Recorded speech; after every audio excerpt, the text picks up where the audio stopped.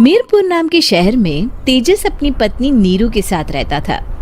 पति पत्नी दोनों ही नौकरी करते थे। एक दिन तेजस गांव अपनी माँ के पास फोन करता है। हेलो, प्रणाम माँ। जीते रहो माँ, तुम दादी बनने वाली हो। अरे वाह, ठीक है बेटा, मैं कल ही आती हूँ। जब माँ जी शहर पहुंची तो बेटे बहू ने बहुत अच्छे से स्वागत किया। लीजिए माँ जी, चाय। अरे गर्मा गर्म पकोड़े ले आओ माँ के लिए। नीरू रसोई में गई और 2 मिनट में ही पकोड़े ले आई। जी ये लीजिए। बहू जादू से बनाए हैं क्या? अभी तो रसोई में गई थी। यम्मी।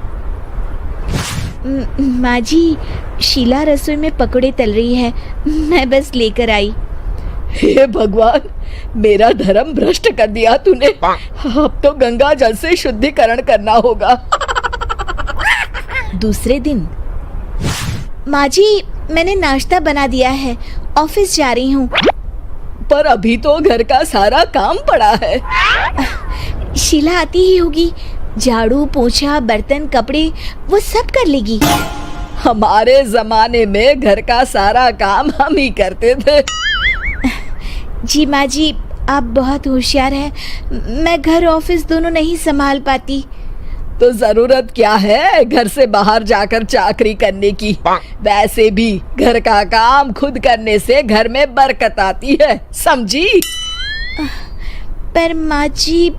पर वर कुछ नहीं, इस महीने की पगार मिले फिर ऑफिस बंद। हाँ। रात को नीरू तेजस से कहती है, सुनिए जी, माँ जी बोल रही थी कि मैं नौकरी छोड़ दूं। वैसे ठीक ही तो है, अभी तुम्हें आराम की जरूरत है। फिर भी आराम कहाँ, शीला को छुड़ाने के लिए बोल रही थी। तो अब 24 घंटे में इतना काम तो कर ही सकती हो। पर जॉब पसंद है मुझे, घर पर मन नहीं लगेगा। अगले दिन जब दोनों ऑफिस के लिए निकल रहे थे, मेरी तो कोई कीमत ही नहीं है इस घर में। माँ जी, आजकल महंगाई बहुत है, रहन सहन भी बदल गया है, दोनों नौकरी करते हैं तभी ठीक रहता है। अच्छा, तू कहना क्या चाहती है? मेरा बेटा तुझे बिठा के खिला नहीं सकता? तू ही इस घर का खर्च चला रही है, हैं? नहीं माँ जी, मेरा वो मतलब नहीं था। मतलब खूब समझती हूँ, ये बाल धूप में सफेद नहीं किए मैंने। हाँ। अब तो ये रोज का काम हो गया था। तेजस भी रोज की झिकझिक से परेशान हो गया था। एक दिन उसने कहा, नीरू, वैसे भी तुम्हें मैटरनिटी लीव मिलने वाली है, तो अभी से ही छुट्टी ले लो। पर क्या, मेरी सैलरी अच्छी खासी है। आखिर नीरू ने रिजाइन कर दिया। जब बच्चा हुआ तो घर में सब बहुत खुश हुए। कुछ दिनों बाद तेजस फाइल देख रहा था। क्या हुआ तेजस, कुछ परेशान लग रहे हो? हाँ, वो हमारी जितनी सेविंग्स थी वो तो हॉस्पिटल में और छठी के फंक्शन में खत्म हो गई है नीरू। और अभी वैसे मंदी चल रही है तो मैं बोल रही थी कल मुन्ना को हेपेटाइटिस का टीका लगवाना है। नीरू, क्या पोस्टपोन नहीं कर सकते? नहीं जी, बिल्कुल नहीं। अब तेजस को समझ में आ रहा था कि उससे गलती हुई है। पैसों की कमी का असर घर के माहौल पर भी पड़ रहा था। अगले दिन, बेटा मेरा चश्मा और ये दवाइयाँ ले आना, पर्चा देते हुए माँ जी ने कहा। जी। तेजस, मुन्ना के लिए दूध का डिब्बा और डायपर भी ले आना, और ये किराने के सामान की लिस्ट है, इसे भी लाना है। तेजस गुस्से में लिस्ट मरोड़कर फेंकता है और चिल्लाता है, पैसे क्या पेड़ पर उगते हैं? ये ले आना, वो ले आना। अरे पर ये जरूरत का सामान ही है। वो गुस्से में बिना कुछ कहे ऑफिस चला गया।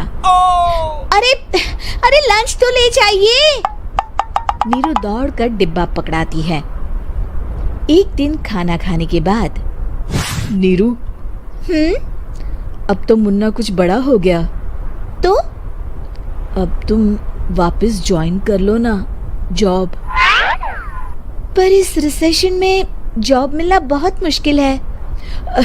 ट्राई तो करो। फिर मुन्ना? माँ जी है ना, और एक फुल टाइम मेड भी लगा लेंगे।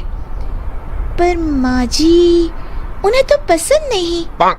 तभी माँ जी वहाँ आ जाती है और प्यार से नीरू के सर पर हाथ फेरते हुए बोलती है, अब मेरी समझ में आ गया बहू, पहले के और अब के समय में अंतर है।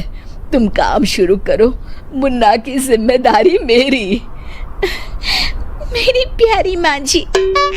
ये कहकर नीरू उनके गले लग गई। शिक्षा, परिवर्तन संसार का नियम है, हमें भी समय के साथ चलना चाहिए। उम्मीद है कि आपको हमारी ये कहानी पसंद आई होगी।